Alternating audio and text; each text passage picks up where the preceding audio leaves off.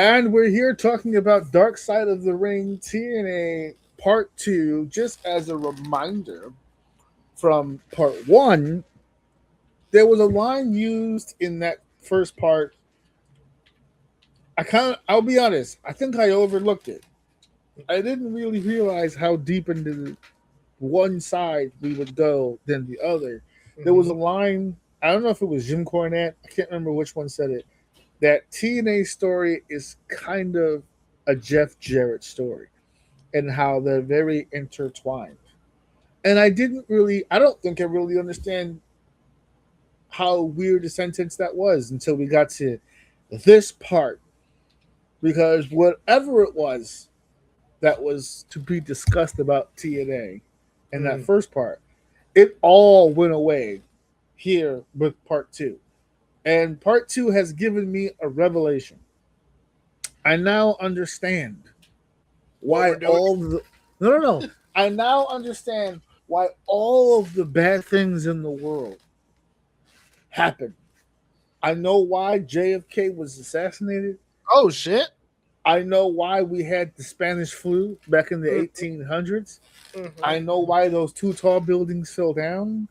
I know why all the bad and negative things that happen. If you've ever had a relative pass away, unbeknownst to you or for similar reasons, we now know why. The answer to all of the Earth's problems is Dixie Carter. Oh shit!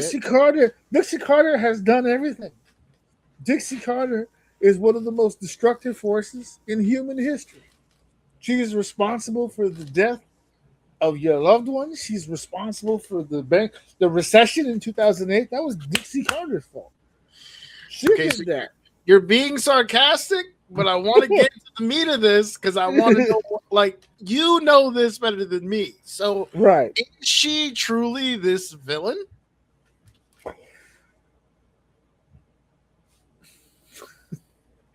I feel like. Go ahead. Before you answer this, I feel like, and we'll get into it a little bit more, what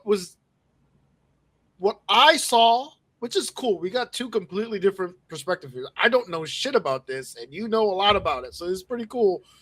From what I saw, what I got, if I'm taking a guess, I feel like Dixie and what's the other guy's name? Russo?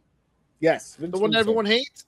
I feel like there's something going on there, not like romantically, just business-wise, that wasn't being spoke about.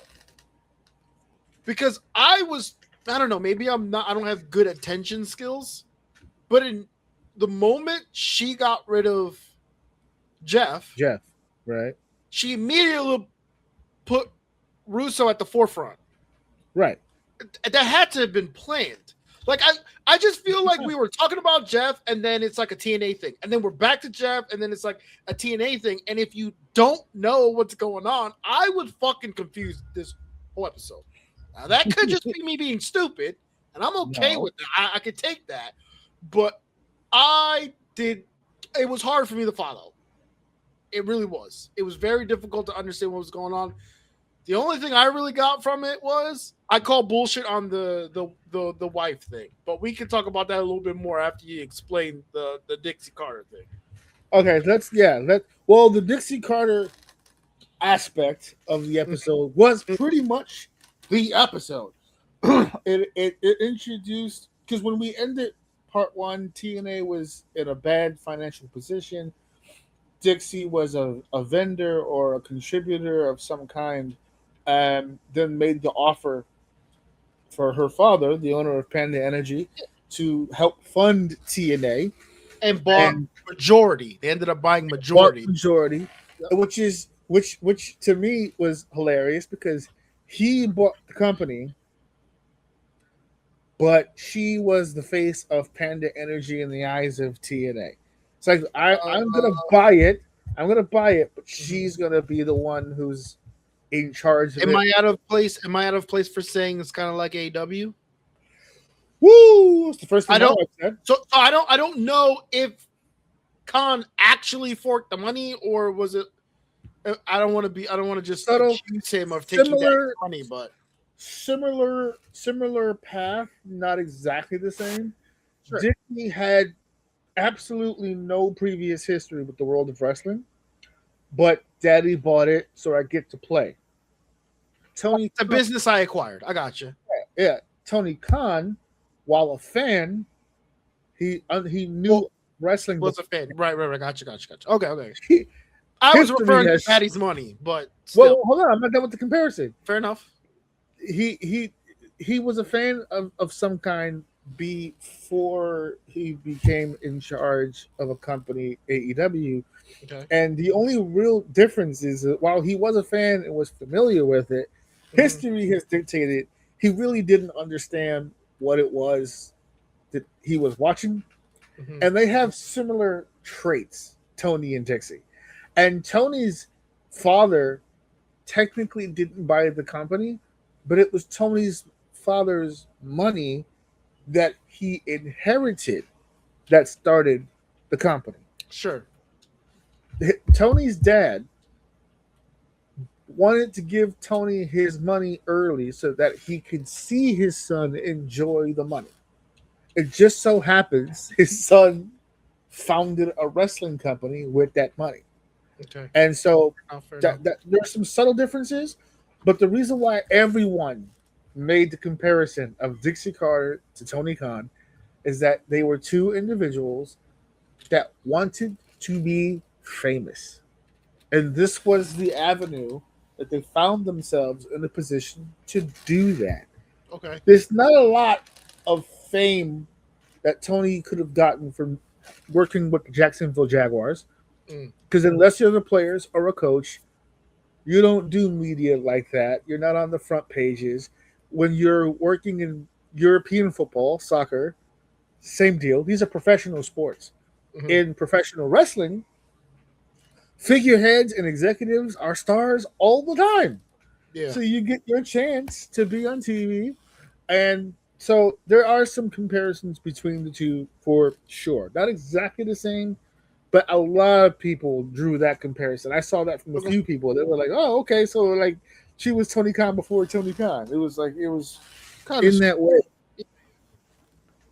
Dixie, they used the term on the show, money mark. They Okay? did. Yes, they did. Yep. Let me explain. They kind of explained it there, but I'm going to give you the real definition of the money mark because they're not going to give you the real definition of money marks because they're still in the industry and people in the industry love money marks Who doesn't? until all of a sudden they really hate money marks. And I'll explain in a second. The definition of a money mark is somebody who has no previous experience. Mm-hmm. They said that. No previous experience being in the business, no networking capabilities, no contacts, nothing. Fresh off the street, but has a certain amount of capital. You don't have to be the richest person in the world to be a money mark. Independent promotions all around the world are funded by money marks. Okay. Here's the problem with money marks, and I'm so disappointed because I'm learned. This is what this episode is showing me: is that TNA for this entire run, even during the time period in which I was a big fan of the company, was entirely run by a money mark. Jeff Jarrett may call himself the founder, and that might be true. But as this episode continued on, I started realizing he was never in. He was never the boss. He was never in charge. He never And had the money. The person with the money is in charge. There it is at all times, and that's why I said people love money marks until they don't love them anymore. And the problem is in the industry, and especially if you're a wrestler, and back in the day, wrestlers really didn't make that much money. So unless you were someone, I'll use Jeff Jarrett as an example. Unless you are someone with a daddy or a mommy with a lot of money, you didn't have leverage. So in order to expedite what you're trying to do, you need an investor. And these investors, especially in this time, even today, but in that time, are taking a risk. Yeah. So in this contract, they're gonna get majority. That's just the way it's gonna work. There's no other way around it. Now Jeff stated during the documentary that even when Dixie and Panda Energy came in, he still owned stock in the company. Okay. But as any businessman will tell you, if your stock in the company is less than 50, Yup, it ain't worth shit. it ain't worth shit. Yeah, it might be. It might as well be the same thing as me putting a couple dollars in Google right now. Yeah. I don't own Google, buddy. Imagine I dropped $10 in stock and just showed up at the executive meeting like, all right, boys, what are we doing here? Time to make some changes. What's on the rocket? Yeah. So this you hit it right on the head. Perfect point. This is the hardest lesson in professional wrestling. I ask anybody who's been in the business more than 5 years, they'll tell you the dangers of a money mark, because it always starts the same. The promoter or a wrestler or somebody who's in the industry meets an individual with a bunch of money. Mm-hmm. They show that individual the product. Mm-hmm. Look how fun it is. Look how much interaction. Gotta make the sell. And they go, man, I really want to be a part of that. And they said, hey, if you were to help fund, if you were to help contribute, we can keep this thing going. Obviously, you're going to get a big cut of the proceeds. And they sell it up and da-da-da. The money mark gives them the money. And then it always starts the same way. They give them the money and they back up. And the promoter gets all the money they need to run the shows and everything runs great. And then it's the second show and the third show and the fourth show. And then all of a sudden. Then it starts getting good. And then they realize their position. They start getting used to how it looks. And then they look across the street and they go, well, that Vince guy is always on camera. I'm the Vince of this company, am I not? I'm gonna get me some of that. Before we get there, you skipped one step. Okay. And that was once they start attending more shows, something terrible starts to happen. They start to get ideas. Oh, what if we did this? Or what if we tried that? And then the promoter goes, well, it doesn't really fit in what we're trying to do. And the booker goes, well, that's not really what we had in mind. And they go, okay. And it always starts off nice. You guys have been doing this longer. You guys know how this goes. Okay, all right. And now it's show 9 and it's show 10. I really think we should try to do this. I think it would really work. Oh, no, all of a sudden now, hey, look, listen. I'm the one really paying for all this. I'm the one. My money. Yeah. So here's the deal. I'm not really asking anymore. Yeah. This is what we're doing. And then you'd be happy to get for it to go down the way that you're saying it, because it's more just walk in the room and, hey guys, this is what we're doing today. Yeah. I mean, yeah. I'm funding the company. Yeah. This is my shit. I don't give a shit whose name is beside me or underneath me on the contract. I run this. So everybody who was on the documentary, they were like, oh, she kept walking around telling everybody she was the boss. She was in charge. She was. Daddy was paying the bills. She goes home. This company doesn't fucking exist. True. She was in charge. And this is the problem with relying on a money mark. If it's not your money, you don't own it. You don't own it. I don't give a shit what's on paper. Because what's going to also be on paper is the percentages of ownership and the financials. That's what it comes down to, the financials. Just like you illustrated, even if you and I bought Google stock tomorrow, we have no say in what the fuck Google does the very fucking next day. Jeff was saying, oh, this was my vision. This is what I wanted to do. Phenomenal work. All that vision, no financial backing. It wasn't like you funded it yourself. You relied on other people to fund it for you. Yep. Therefore, in fact, it was never really your company. No, it wasn't. And I said this when we talked about part 1. I said that this was feeling a lot like a sympathy thing for Jeff. Yeah, Look at all I the still things that feel I that way. By has the way, survived. yeah, I still feel that way. But for somebody who promoted this very heavily, guys, check it out. Guys, you need to see it. This is making Jeff Jarrett look really dumb, in my opinion. It almost appears like he's really, from the very beginning, as many people as he knew, as many connections as he made, as good as the networking was, mm. he made a shit ton of very poor decisions. All of them came back to bite him on the ass. Vince Russo, connecting it now to Vince Russo, Mm-hmm. was one of those mistakes.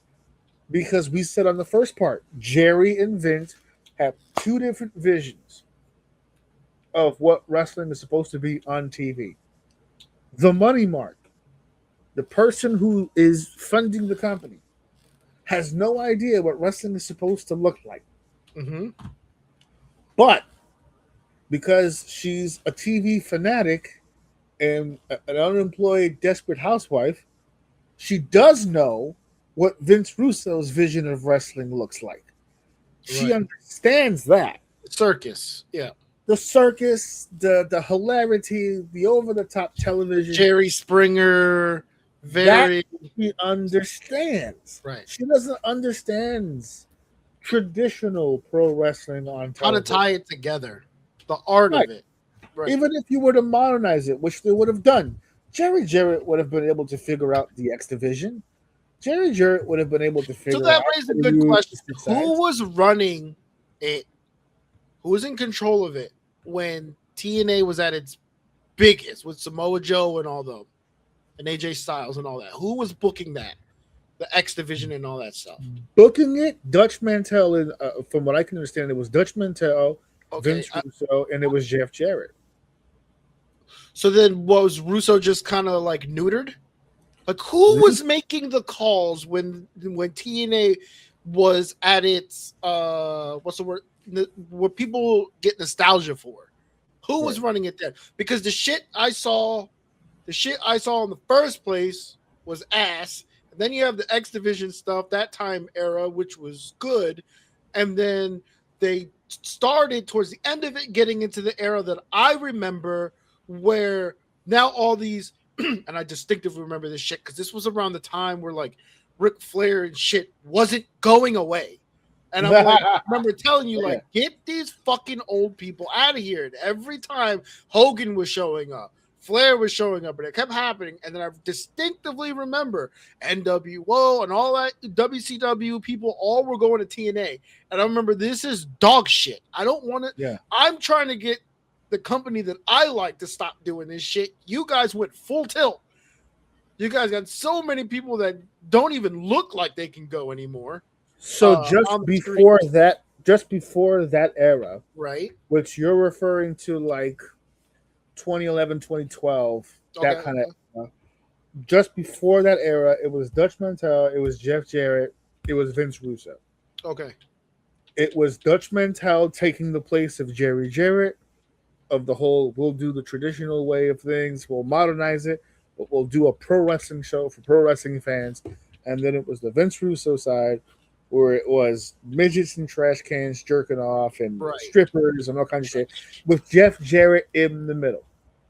Okay. And this is why I say we're only 2 parts in, and I don't feel like it's going to change in part 3 because they already teased his meltdown in Mexico, and I know they're going to talk about how he found religion or something stupid will happen in part 3.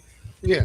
I've lost all sympathy for Jeff Jarrett because you had to know, being when you were in between Jerry and Vince Russo, and you lost your father in that scenario, you had to know something's wrong with the other side. But he kept it going. And Dutch took the place of Jerry. Dutch wants to do the show one way. Vince wants to do the show the other way. And Vince Russo's getting so sick and tired of having to get things cleared, things being changed on him. He knows, because he's from New York, how business really goes. Why am I arguing with Jeff Jarrett? He's not in charge. I'm gonna go talk to the money because that's who is in charge. And then they did the scene of the documentary where Jeff goes, "We would be at the pitching meeting, we're writing the show, and Vince would make a weird off the wall pitch." We're like, "Why would you even pitch that?" And he would say, "Well, that's what Dixie wants." And Jeff goes, "Well, how would you know what Dixie wants?" Because he's been talking to fucking Dixie. Yeah, that's what I got out of it. Yeah. And he got to use the sentence, "That's what Dixie wants," because as everyone knows, that's where the money is. Mm-hmm. So there's a lot of ideas.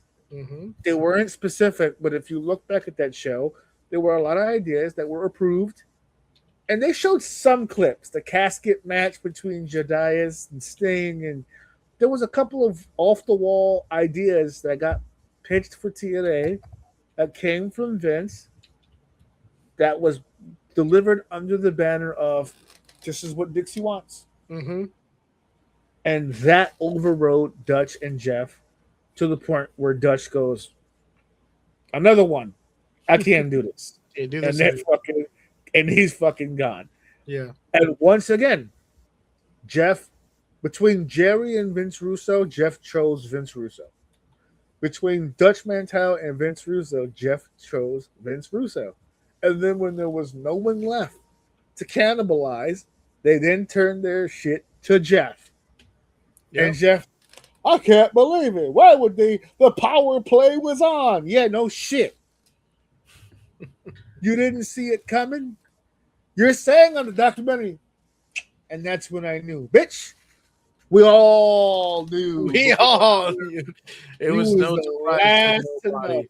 Yeah. It was a surprise to nobody. And then the second half of this documentary given to the lovely Karen Jarrett. Now, you said you had some comments to make about Miss Karen.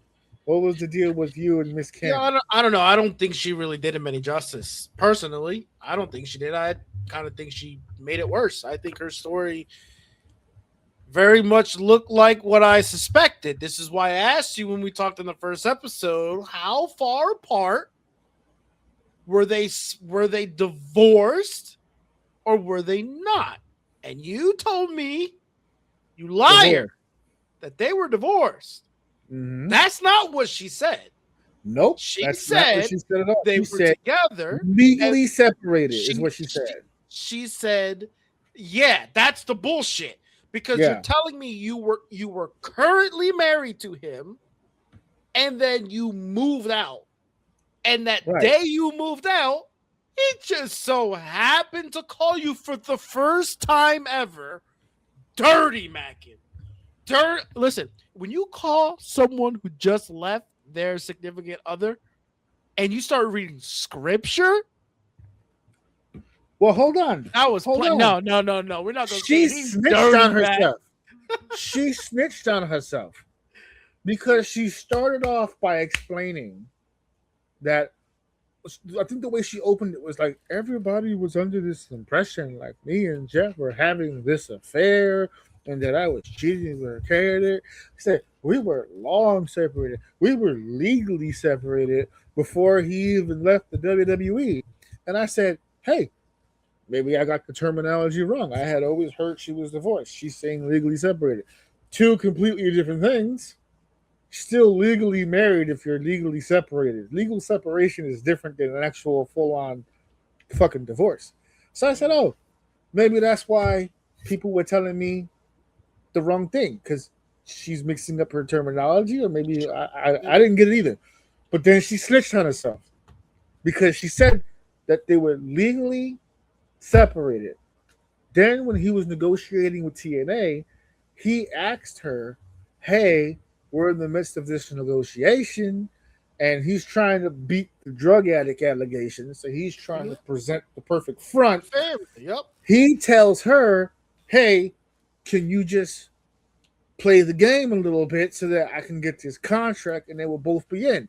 So now I'm saying to myself, that's why I guess I was told divorced, because they didn't bother to tell anybody that they weren't. That they were separated, and that they went with the idea that we're together, and then in TNA, the divorce happened.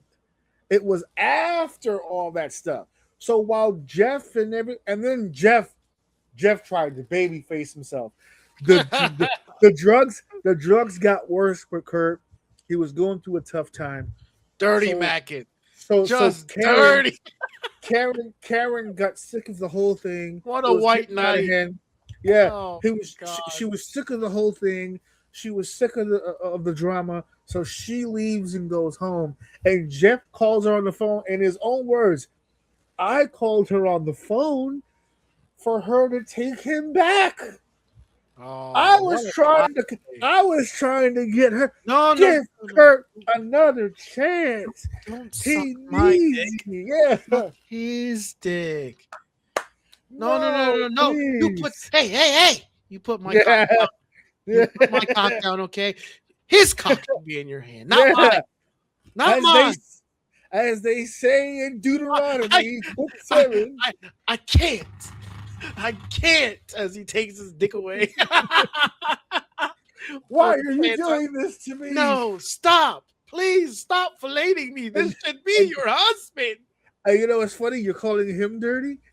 Both dirty, because her response to the phone call was, "Oh my God, they don't make men like this." I was like, what? Yo, and the thing is too, she's like, this is the first time we've ever had a conversation. Yo, he smited you like that?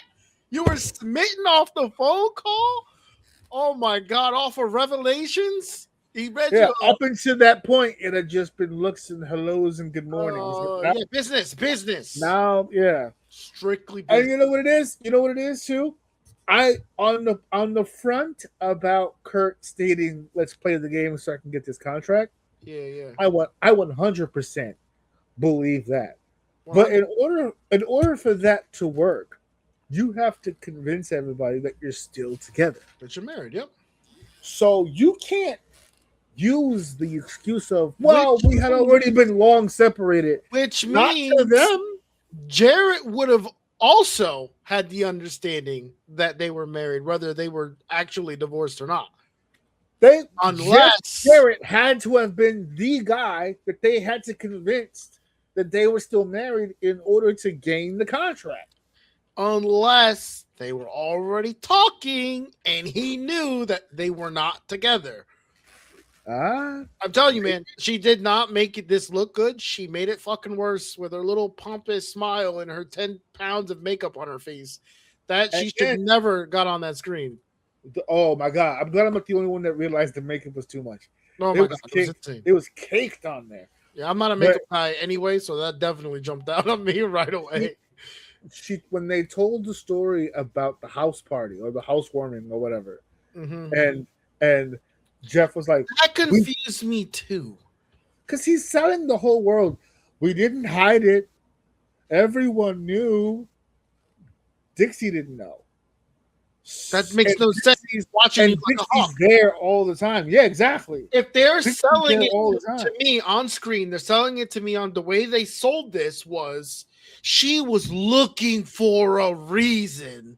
That's what Vince said in the same way you just said it. Yeah. So this one thing that, mind you, is out in the wide open, she didn't see it.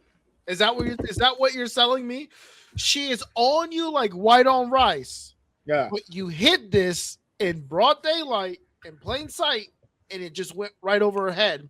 And it wasn't to a party she was invited to that, like, even the way they explained her reaction and the way it went from business as normal, she's coming to my house for a party, which is, I don't know, kind of weird, but I guess maybe not weird at a high level. And then, like, she sees the girl, sees you together, and now all of a sudden you're fired. I'm not saying that's not threats, but it's just really hard. He wasn't fired right away. That's the way they said it. Yeah, they played the game for a second. She went to Dad. Dad was the one who eventually told him that he was relinquished of his responsibilities and blah, blah, blah, blah. Because as much as we keep saying, follow the money is Dixie, it wasn't really Dixie, it was Dixie's father. So yeah, he was gone quick, fast, and in a hurry. But But it wasn't again, like Dixie was the one who was just like, "Oh, I'm so pissed I, off. You know what? You're fired." Like I'm still she left. went through the channels to get Okay, this shit I done. get There it. was I'm effort. left confused to was why that would be a reason to relinquish him. They didn't Because specify why. What policy in the wrestling business did he well, fucking break? the book. I understand what she was trying to say, but because They she's made an it sound like idiot, some cardinal rule he broke. he did. But it wasn't for the reason she stated. The clip of Dixie they played, it was a clip they played of Dixie responding to the question of why Jeff Jarrett's not with the company anymore. And then she stated this general broad ass statement of, well, there was some things that took place that put us in a compromising position and that put the company in a bad spot. Da, da, da, da. How? See, Right. That's where I was ethical, confused. the ethical question of whether or not Jeff should or shouldn't be fucking a wrestler's wife, I'll hear that argument. Because remember, regardless of what Karen says, regardless of what Jeff says, Everyone thinks they're married. they both told us that for Kurt to come to Okay, TNA, I guess that they makes had to convince everybody that they were Yeah. married. I guess that makes sense. So Because now even it if does Karen, look like you're having an affair it looks with like your you're number fucking one of the your number Yes! one talent's wife. Yeah. Okay. That Now- makes a little now bit more sense, I guess. Now here's the problem that I had with the statement overall. They're saying that the personal situation affects the company on a business level. How? If you're using this reason to fire someone because it hurts business, then why are you using that same reason to increase your business? It's still to this day one of the most talked about TNA programs for either of them. So I don't understand what was the whole damn point of even going that route. But that's the way they decided to fucking do it. And I'm sorry. I'm sorry. I'm sorry. I'm at that point. Okay. There's gotta be even the wrestlers. There were so many people. Dixie Carter this, Dixie Carter that. She was an idiot. She was a moron. She doesn't really know the industry.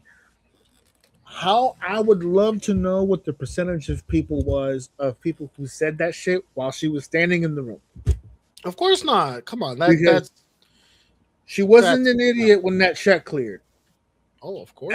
And I know Awesome Khan big fucking check.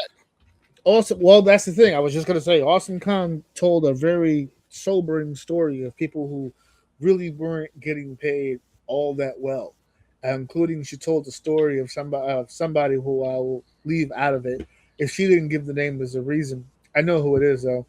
Of one of the knockouts, that was. You ain't on the contract. Who was it? No, I don't want to say it because I have met her. She's a cool person. If Kong didn't say it, I won't say it. So she no, I think it's a little. That's the whole point of the story. It's a little embarrassing that she's waiting tables. She's working in a restaurant, and they're looking up at the TV, and she's on TV wrestling on national television, getting paid peanuts. And meanwhile, here comes the second regime, the one you were talking about, with the legends and all that stuff. Mm-hmm. That was the Hogan Bischoff era. Ugh. Right? When Bischoff came in, and at least Bischoff was honest. He was like, I don't think they wanted Bischoff, but Hogan wasn't going to do it without Bischoff. And he's smart not to. Hogan is a master player. You don't get to where he was being stupid. He smelled money mark on this bitch a mile away. If you were going to hire Hulk Hogan full time in 2012, you're an idiot. And he knew that. There's some star power to Hogan, don't get me wrong, but look at the way that WWE used him. Occasional shots, big surprise, maybe a couple of events you advertise ahead of time, come see Hulk Hogan. They hired his ass full time and then tried to go head to head with Raw on Mondays. Using Hulk Hogan. It's the shock value. That's mainly what it was. Yeah. It was a shock value. Well, this is becoming less and less of a TNA story and seemingly they tried to time together. Well, TNA's story is Jeff Jarrett's story. I don't think so. It's starting to feel like it. There's still this is a Jeff Jarrett story. This is not really a TNA story. There's so many elements of TNA that is being skipped in this documentary. This is not a TNA documentary at all. This is some shit that went down behind the scenes at TNA about someone specific. Because I'm watching even the clips, and I'm like, the clips they're showcasing this great athleticism, these great wrestlers. We're not talking about any of these people. We're not talking about. I mean, the people, and I know we're not going to get it in 3, because I know that the spin now, based on their tease, is he finally hits rock bottom and then the comeuppance, right? But the work, the underappreciated work of Mike Tenay and Don West, who are the commentators of TNA, who were the first voices of wrestling my wife ever really heard, to this day, still raves about. The X Division talent that all became legends in the game. This just over and over and over. And we're talking about a housewarming party with Dixie Carter. Like, to your point that you made when we talked about the first one, it's a dark side of the ring. This isn't the glorious history of TNA. So I'm glad you said that, because you kind of like fixed my mindset when I started watching this to understand that, like, I'm not expecting the happy ending. I'm expecting this to get worse. You know what I'm saying? Like, so that did help, because when I first started, I caught myself doing what you're saying, where I'm like, tell us the cool things that happened, but this is literally the dark side of TNA. Drama. And to that guy's point about Jeff Jarrett, like, story is TNA's story.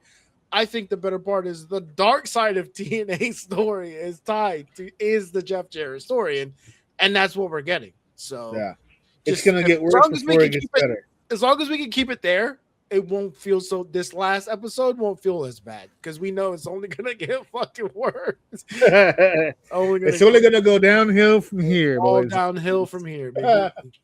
All right. Well, that is our talk here of Ducks of the Ring Part 2.